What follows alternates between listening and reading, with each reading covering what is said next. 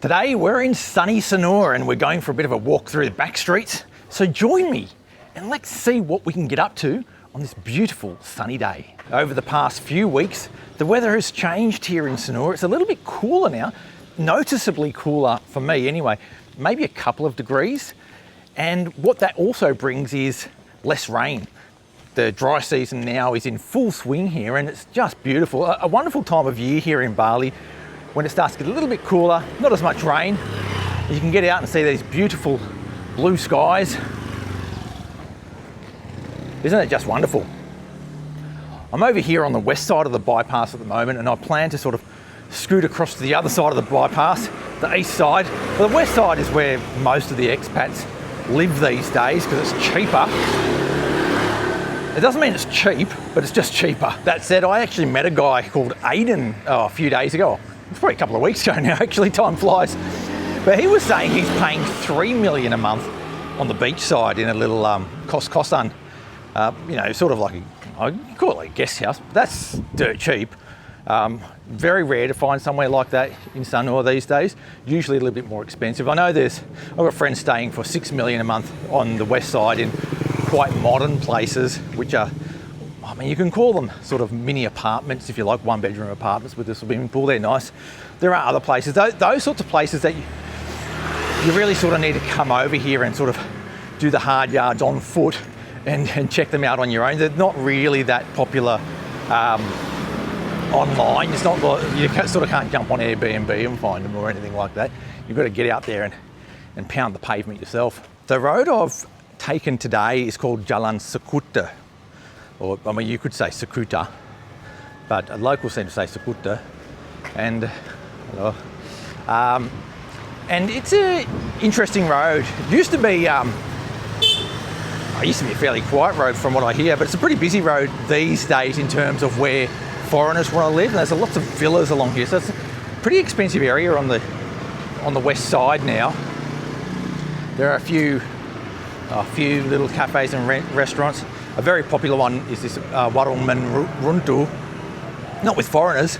This one's more popular with locals. Very popular place. I've just taken a little side road, a little gang if you like, off Jalan Sekuta, just to show you what it's like when you get into the little back blocks there. And it does get very local very quick. Jalan Sekuta is pretty local anyway, but it gets very local when you take some of these little alleyways and they sort of wind their way through the back streets. I was speaking to the local dude who's in charge of he's not in charge of the village, but he's sort of like in charge of the local area. And he was saying to me that he originally lived where the bypass now is. And there was a program that the government sort of moved all of those houses away back to places like Jalan Sekuta. And so they could put the road through. And in those days, oh look, little waddle. And in those days, it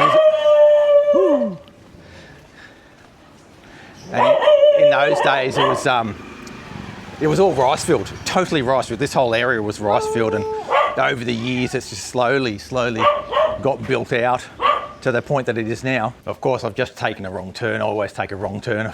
Ended up in a Gang Buntu dead end. So if you see Gang Buntu, you know you've gone the wrong way. So get back up here. This is a little bit more like it. I've been up here on the motorbike before, but I always get lost because you have to go left, right, and I'm hopeless in the best of times. So when it gets into these gangs, I'm always going the wrong way. You'll often have to do that if you're riding a motorbike and you're going around the place. You'll often have to scoot up these back alleyways when there's a upacara on, a traditional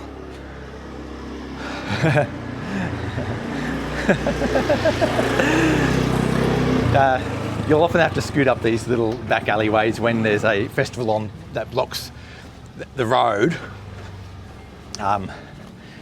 So you sort of have to get used to it, but I still get lost anyway. Okay, so we're finally getting through to the bypass, which is where I was intending to get to anyway, by just cutting through some of those back streets.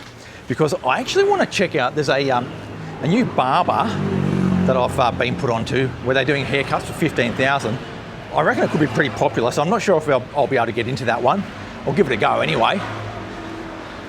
But when you're like me, you don't have much hair, it should be pretty cheap anyway, shouldn't it? Getting across the bypass is always one of life's great challenges, whether you're on a motorbike or on foot. It's the cars and bikes tear along here at probably about 70k an hour normally. You can go faster, but 70 is about the normal speed that people go. And finding a gap's the biggest challenge. I'm going to go here. Yeah, I'm going to dash across. I'm out the front of the SMP Negeri 9. SMP is the middle school in Indonesia. So if you see SMP, that's middle school. I think it's years 7 to 9. And then there's SMA, which is high school, like the real high school. And there's also SD, Sekolah Dasar. And SD is the infant school. All right, I just went into an office that I thought was a barber shop. It's not it. I've gone to the wrong place. A bit embarrassing. I might have to go next door. The map pin doesn't look to be too accurate. It can't be this place though, can it? Like, I'll check down here. We're in a sort of a doctor's office. It can't be in there. It can't be down the back, can it? It'd be weird. Like I've got to be in the wrong spot for sure, because there is no sign of a barber shop around here. I'm in a car parking area. That's weird. So weird. I even asked the local, they've got no idea what I was talking about. It's a bit embarrassing. After much frantic hand waving and miscommunication, it appears that I'm 2.7 kilometres away from the hairdresser that I was going to. So that's on the back burner now because I'm on foot and it's a bit far for me to walk in the heat of the day down there. I'll do that in a few days' time, I think. I still need that haircut, and I do want to try out this place because apparently it's unreal value for money. But that doesn't mean we can't do other things today as well. I'm just going to pop in, this is just off the bypass, to a place called Onze Cultuur coffee and tea shop, which has got a pretty good reputation. Let's have a look. Hello. Could I get I'll get a flat white, please. Yeah. Have it here, please. All right. Thank you. They've got all these old colonial style seats and everything in here. This is really nice. And they're doing sort of like a more manual style of coffee. They'll do V60s and that sort of stuff. Now the coffee here is pretty cheap. A flat white, 22,000. That's really good. The guy's actually getting the beans and measuring them out from scratch. Then he's going to grind them and then make a coffee out of it. That's real cool. I like that. I like that manual style of making a coffee. You know it's going to have a bit of love in it as well. If you're after a more traditional local style coffee, they've got tubruk there. Coffee tubruk, that's the one where they've got the sludge in the bottom, you know, where it's almost a powder, and then they'll make the coffee with the sludge in the bottom, and you've got to be careful. If you drink too close to the bottom, you get a mouthful of the sludge. That's a good coffee though, that sort of traditional style coffee. You get that all throughout Indonesia as well, so it's not just coffee Bali, but coffee Indonesia is drunk like that in a lot of places, or most places, if you're at a sort of a warung style or local style place, and it's beautiful. Okay. Now that's how you extract a coffee. Nice, look at that. It's in one of those older cups as well, those, you know, those, like the metal cup. Let's try it.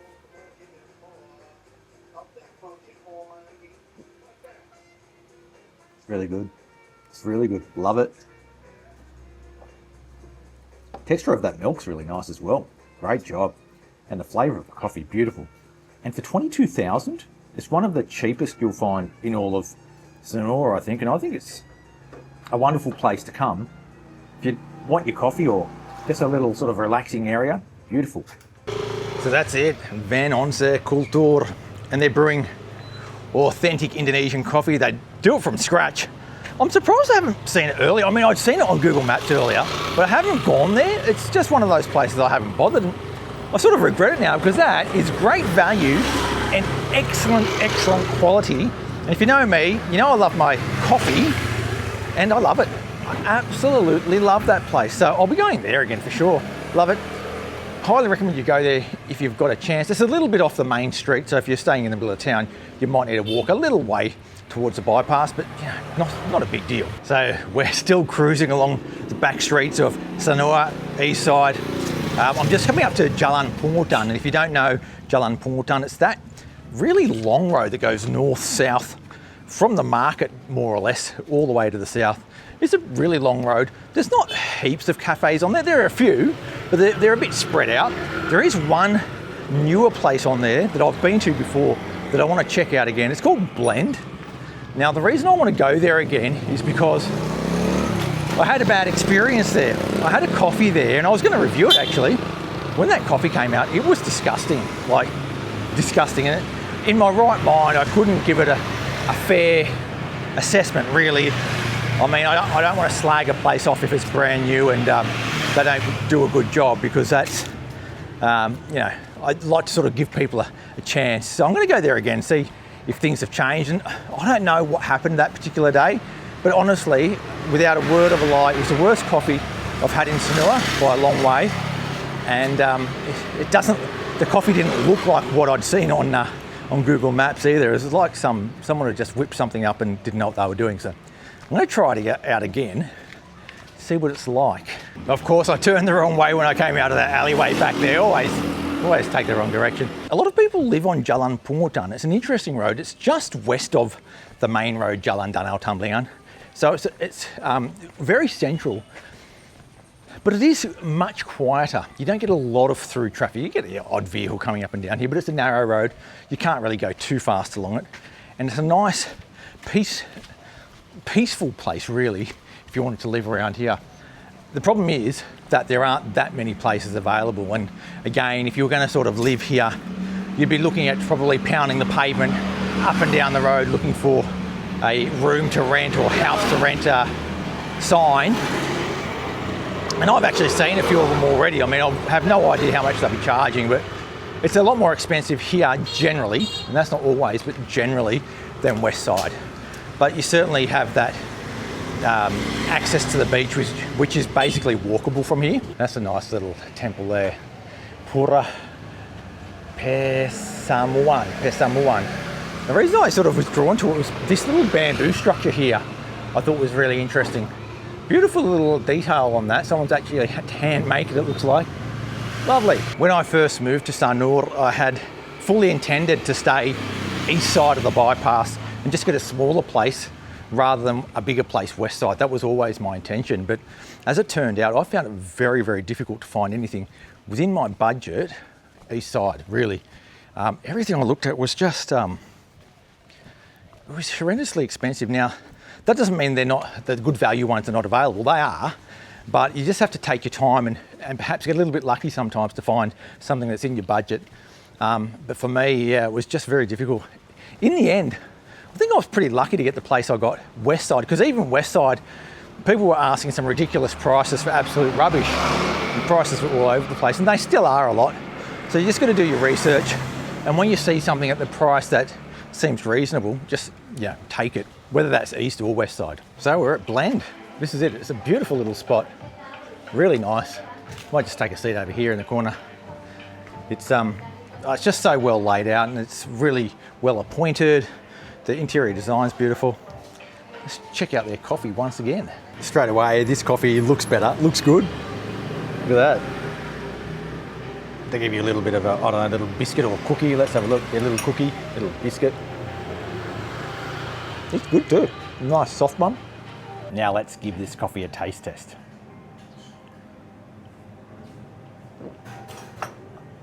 Yeah, it's good. It's good. Not sure what happened last time I was here. Something went wrong. Like maybe the staff hadn't been trained yet, or maybe the staff that normally make the coffees, they weren't here. Something went wrong, and I got something very bad. This time, it's a good coffee. I really love it. It's a little bit more expensive than the previous place I went to, but this is a high standard cafe, really classy place. They do heavy meals as well. They are famous for their smoothie bowls, which are very, very picturesque and beautiful. And the coffee's good too. So I can recommend coming to Blend to either have a coffee or something to eat down on Jalan Pungutan. So after a quick coffee down there at Blend, which I really enjoyed, I'm walking further to the south along Jalan Pungutan, where I'm going to actually meet up again with the bypass. So it's a bit of a loop today that I'm doing. And then from there, I'm going to scoot back across the bypass and go home. Just wanted to sort of show you what it's like down Pungutan. So that's Pungutan there, and you've got these little side roads like that lead towards the main road. And there's heaps of those little alleyways. And in there, that's where you find a lot of the villas, a lot of guest houses. Locals live there as well. This is another popular place, Joglo. Yeah, so down here, it's actually a bit of a rabbit warren, which sometimes when we're sort of hanging around that main street area, we don't really sort of get an appreciation of what's there. Even like that, look at that. Little laneways everywhere. Scoot down there and you'll find a little villa, for sure.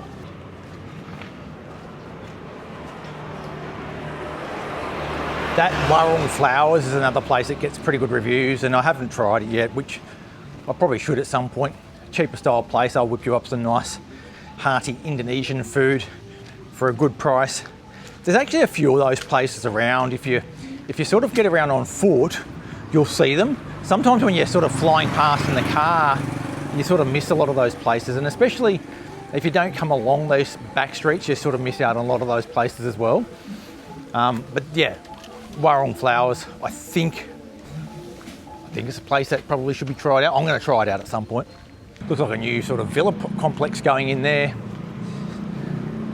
Yeah, pace of construction, I mean, just ongoing in Sanur, always something new being built.